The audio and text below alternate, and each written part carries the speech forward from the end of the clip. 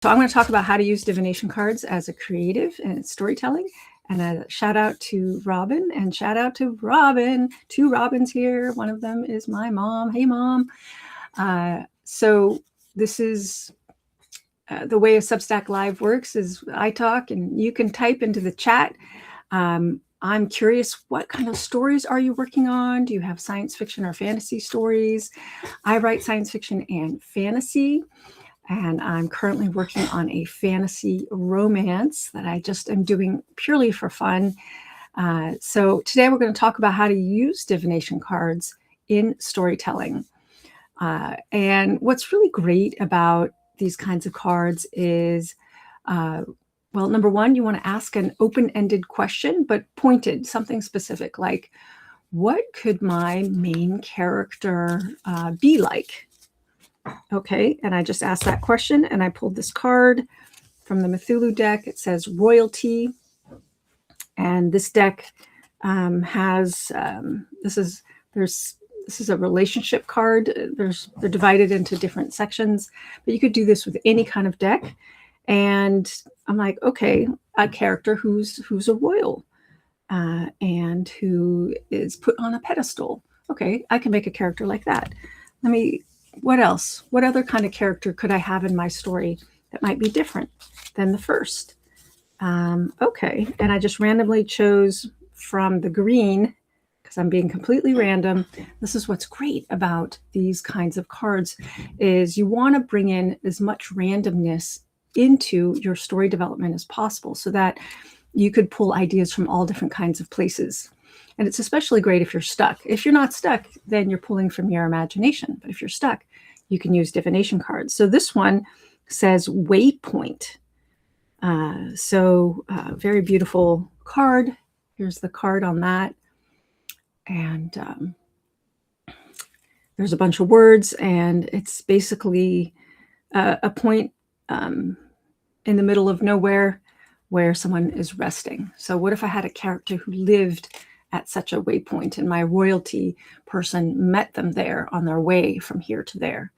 And what if that person needed assistance and the royal had to help them? Okay, so I just started coming up with a plot.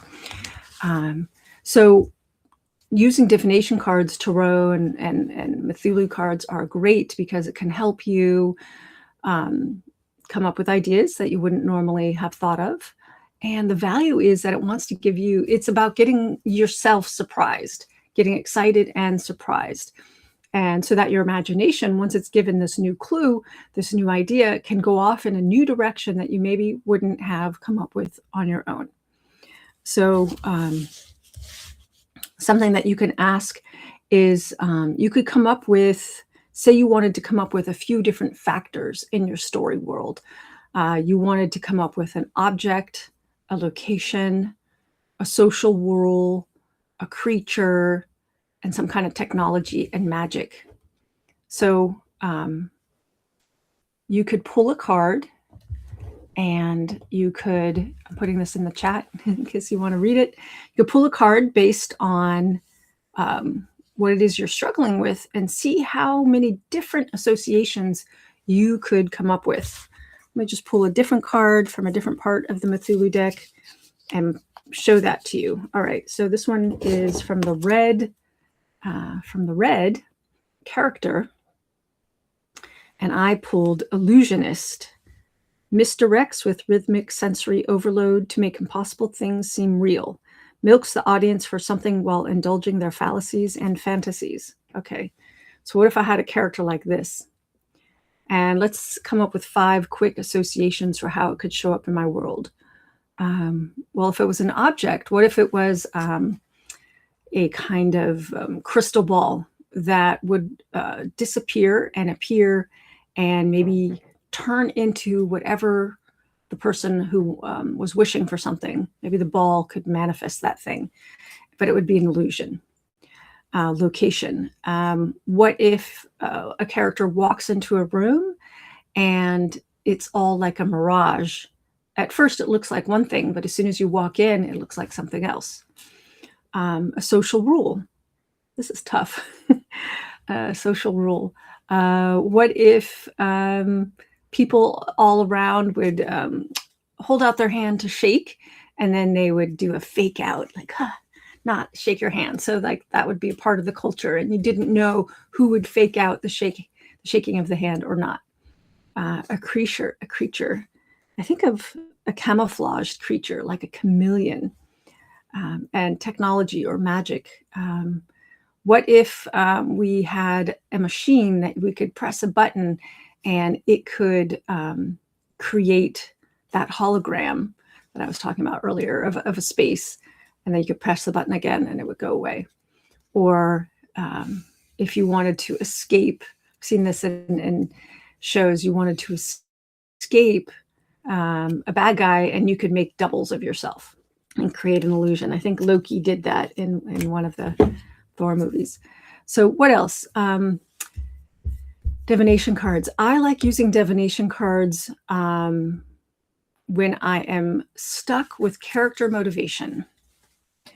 So I usually, when I'm confused, I'm writing, I'm brainstorming, I'm thinking, well, why would my character do that? So I might ask, what's my character's motivation? And I could pull a card for that. Or what do they fear the most? That's really fun to pull cards on, because a card can spark you in a new direction. Or what might happen next? What is the biggest challenge this character is going to face next? Or what is the worst thing that could happen to them? You could pull a card on that. I often like to figure out what is the deep driver for my characters. So I might pull a bunch of cards, one after the other. After I brainstorm on one, then I'll pull another, and then I'll pull another, as I want to get deeper and deeper beneath the surface of what is driving them.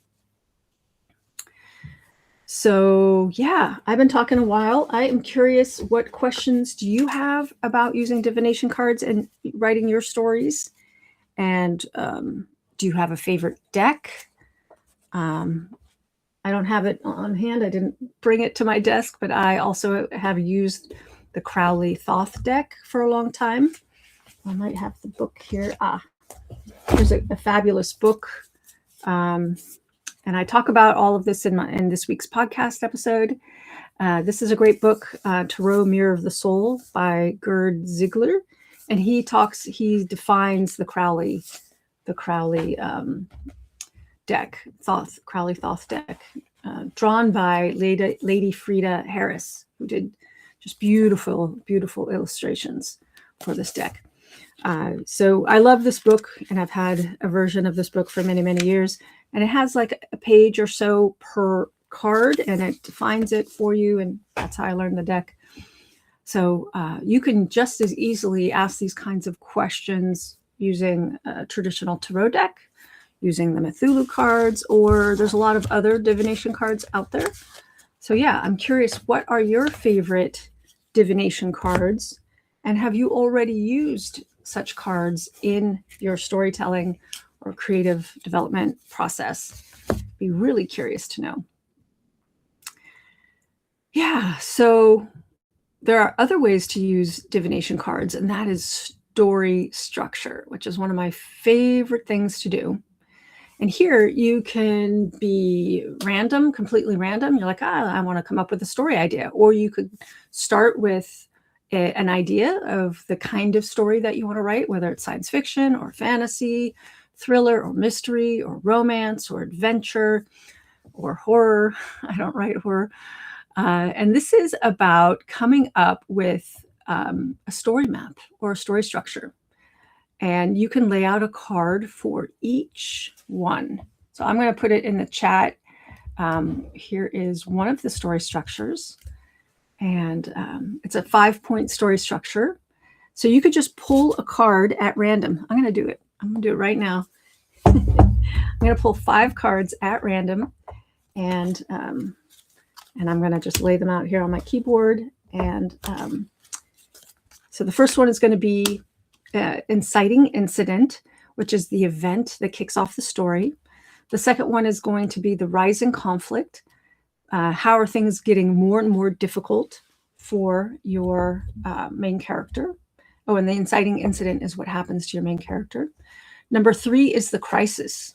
This is where your main character is faced with the impossible choice where they can't have it both ways and they must choose one. And that choosing defines who they are. And that choosing is shown in the climax. The climax is the choice. They choose and we learn, this is what they're made of. And then because of that choosing, they are going to have a resolution and feel a certain way. All right, so I have 5 cards here in front of me. The first one I chose was just is from the texture section, and this says origami, paper folded for meditation or ceremony, symbol of hope or healing during hard times. So that's that beautiful card there. So what is the inciting incident? Maybe, and I've seen this in different stories, maybe the inciting incident is an important ritual, coming of age ritual for our protagonist. And I don't know who our protagonist is, so I'm going to go ahead and pull from the red deck here, which is character. Who is our protagonist? Ooh, says auditor. That's interesting. Inquisitor and judge who makes a living by holding others accountable. The reckoning they provide is always dreaded, but brings catharsis. That sounds like a tough job. Okay, being an auditor. What if it was a young person, a young woman, who was going through her rite of passage, her big training? Ooh, let's just make her something I can relate to, like a big test she had to take. What if she's a high school student? She has to take this big magical auditing test. And that's the big deal. That's the inciting incident. And she's very nervous, even though she's prepared for it for years. Okay, and what could be the rising conflict? This is good. Crush. So this is unspoken mutual attraction. Because no formal relationship exists, both sides rely heavily on play, pranks, and contrived excuses to win attention. Can be platonic. So this is the card for relationship. And just to let you know, these, you don't have to, in any kind of divination cards, you don't have to follow everything it says on the card or the interpretation that someone else came up with. You can let your imagination go. So what if, a simple setup now that if I have her be like a teenager, she goes in to take her test and there across the room is her crush that she hasn't seen. Maybe they're in 2 different study pods. And there he is, and she gets totally flustered and loses her sense of self because she trained for everything, but she did not train for this. Okay, I'm writing a little romance, I can tell. And maybe we could have a lot of different conflicts happen, little interpersonal things that happen that fluster her during this test taking. So crisis, number 3, what is her crisis? And stripped of rank, dishonorably discharged, change of situation, but not intent. Okay, so I'm going to have her be so flustered. Something's going to happen where either during the test or after the test, it'd be really interesting if she got kicked out of the test because of some silly thing she did, or maybe the crush did, or actually, no, it has to be, in a story, you want your main character to be active. They're the ones who are taking action. So maybe, hey, if y'all have ideas, put it in the chat. Maybe she does something to calm herself that causes a disruption, and she has to be given a choice. I don't know enough about my main character, but I would have her face some kind of choice. Or maybe something happens where she has to do something to help others. I don't know. But it'd be really interesting if she got kicked out of the test. All right. And she has to take it again. There you go. Lightning. Okay, so number 4 is climax. So this is the kind of thing where I'm a writer, so I would write this out and see where it takes me. Symbolizes loss of ignorance, often used to punish or guide the lost, usually precedes water. Okay, so this is element. This is gray, very pretty. And element is lightning. So climax, maybe she has to, what I thought of, and I've seen this motif in stories where the character basically gets loses? So what if she lost, she had to leave the test, or she failed the test for some reason, and then she gets pulled into a difficult situation where she has to step up and be brave and be like a lightning rod. That's what this comes up for me. And then resolution. I pulled element also. Sound, the most efficient medium for sharing emotion. Powerful in short term through volume alone. Long-term persuasion requires skill and delicacy, which requires practice. Okay, so did I show this already? Sound. So how could sound be the resolution? What I like about this is it's totally kind of out of left field, and it requires me to think about my main character and think about, well, maybe for her, resolution is about being true to her own voice. And maybe she didn't want to be an auditor really in the first place, which is sort of a backroom kind of job. And maybe what she really wanted was to be in the front and front lines and be a leader of some kind. So there you go. This probably says more about me than about the story, but I just use the cards to spark ideas for the five-part story structure. It's also called in one of my books, the 5-point story structure. So we have number 1, inciting incident. What is the action that gets things going that happens to your main character, or your main character does something? Often inciting incidents are accidental, but sometimes they're a choice by your protagonist. Number 2 is rising conflict. Things are getting more difficult. And sometimes by circumstance, sometimes by choice. The crisis, when the main character is faced with a difficult choice where they can't have it both ways. Like my protagonist, the auditor, she can't both take care of whatever arises during the test and pass the test. She has to make a decision. That would be really interesting if she's very clear. And your protagonist has to make a decision, and they're like, well, she thinks, well, I could stay here and take the test, or maybe she goes and she helps her crush. Yeah, thank you for your question. There will be a recording with this. It will go up.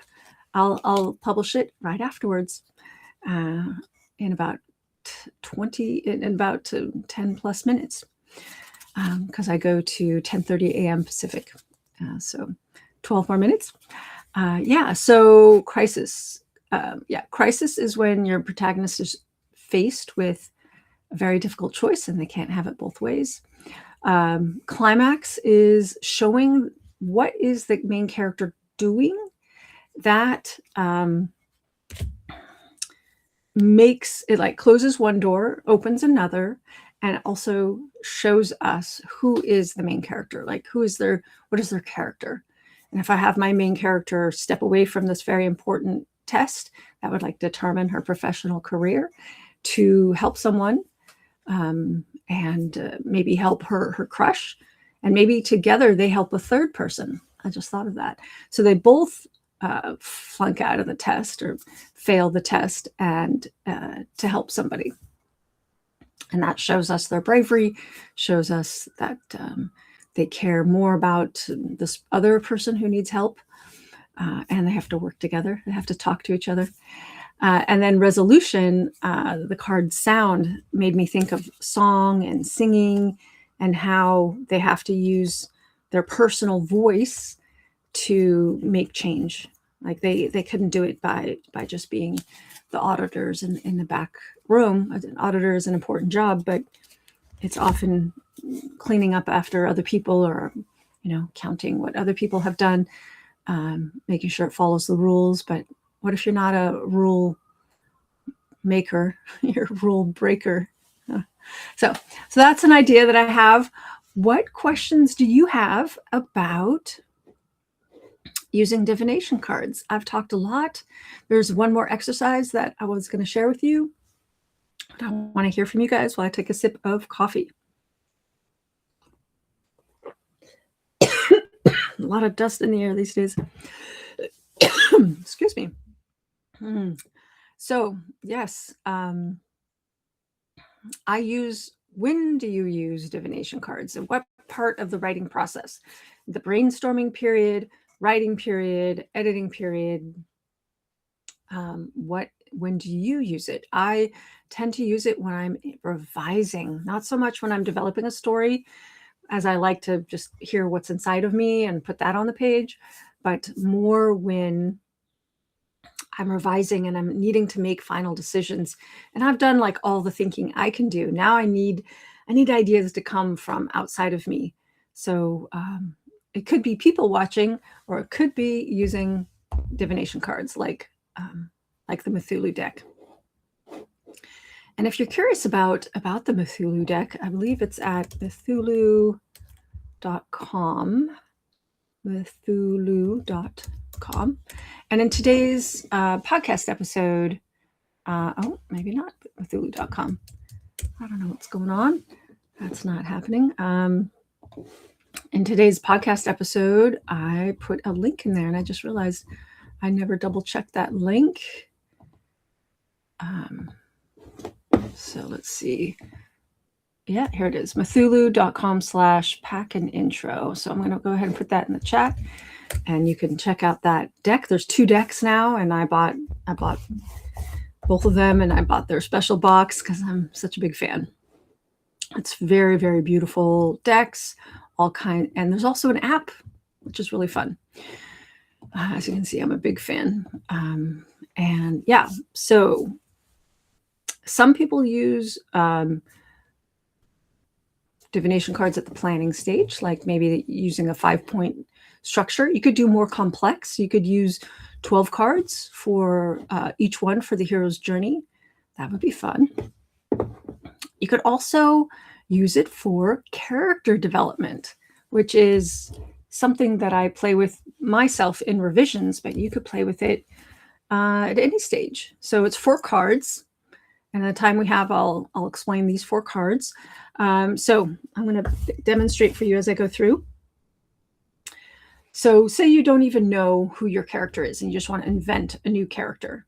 So you could use these to pull 4 cards. So the first one is outward role in the world. So, someone's looking at that and they're like, oh, they're this, they're that. They do this, they do that in the world. It's very, very Western or very Anglo-Saxon. In the US, we often meet someone and we're like, oh, what do you do, right? But I lived in France, and when you meet someone, you do not ask, what do you do? You don't even ask their name. You talk about culture and food and things like that. Anyway, so this is designed by kind of a Western outlook, an Anglo-Saxon outlook. So what is the character's outward role in the world?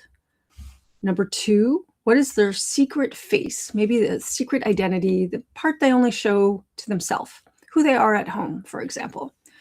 So that's card number 2. Card number 3 is some secret in their past that maybe they're hiding.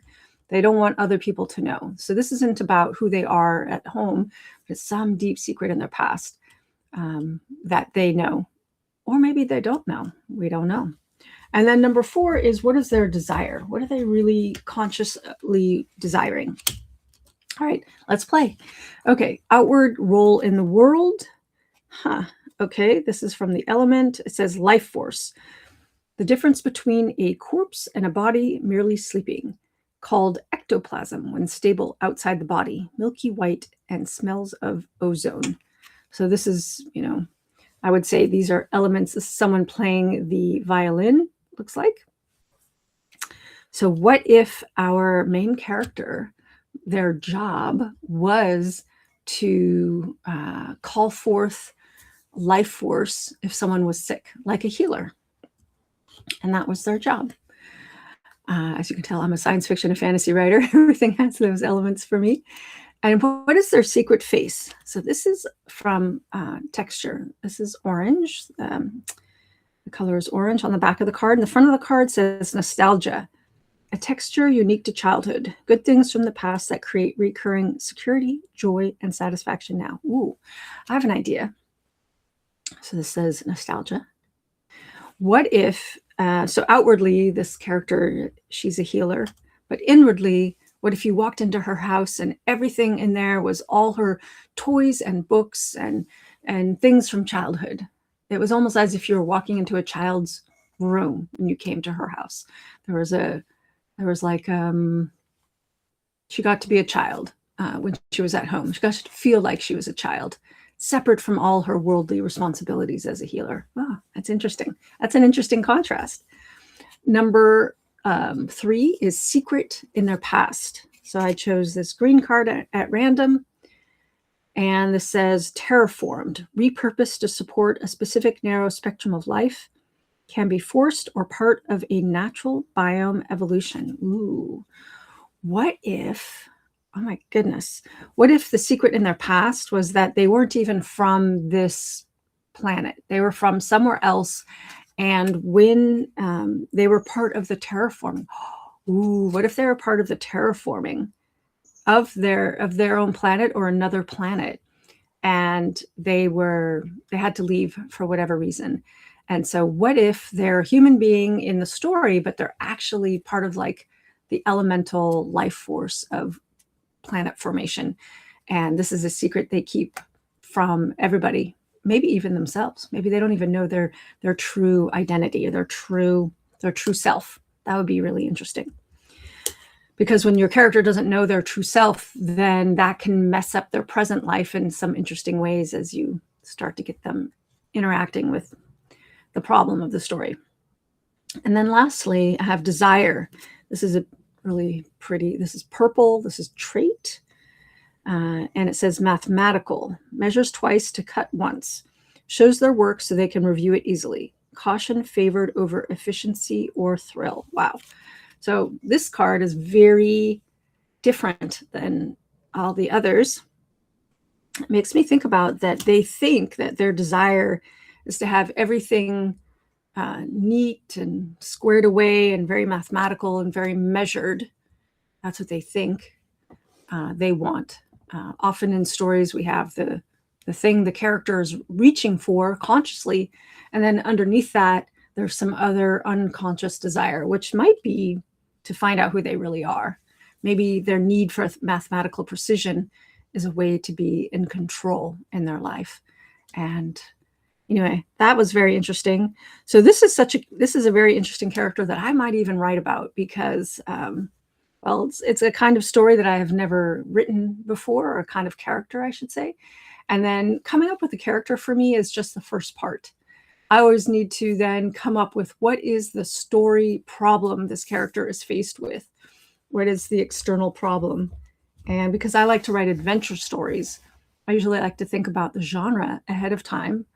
And I think, oh, I want to write an adventure story. So if I was putting this character into an adventure story, and I pulled 2 texture cards, and I have one that says rust and one that says scales. Okay. So what if the world was starting to fall apart? Their world that they didn't even realize they had a hand in creating. What if things started rusting and getting scaly? I'm not even going to read them because, it doesn't matter. And they were asked to help repair the world. So there you go. I did see Project Hail Mary recently, which I really recommend if you haven't seen Project Hail Mary. And of course, it's about a character who's tasked with basically trying to save the world. I would prefer to put my character in with some other characters that have to do this, so they're not all by themselves. And this is how they are forced to discover that they're really a part of that life force that created the planet. And they have to let go of mathematical perfection to discover their true identity. There you go. I just came up with a story. That was really fun. It's not something I'm going to work on right now, but who knows? Maybe it'll come back to me. All right. So how do you know if a story is ready to be worked on? It doesn't leave you alone. So we'll see if this one doesn't leave me alone. But right now I have another priority that I'm very excited to be working on. What story are you working on? What questions do you have about using divination cards in your storytelling? Go ahead and let me know. You can reply to this once I post it live in a moment, and I'd love to hear. Go ahead and tell me, what are you working on? How do you use divination cards? How would you like to know more? Do you have more questions about how to use divination cards? Today I went over 2 different kinds of rubrics that you could use and pull cards. I gave you some demonstrations, and happy that you all showed up. We'll be here next week with our new topic. We're going to talk about, well, you'll see what I'm going to talk about. It'll be announced in my newsletter. If you'd like to sign up for my regular newsletter, be sure to go to bethbarany.com/newsletter, and you'll definitely be notified about the next Substack. And I also, by the end of the week, I schedule next week's, and that will be posted in Substack as well. So stay tuned, and happy writing, everyone, and I will see you next time. Bye.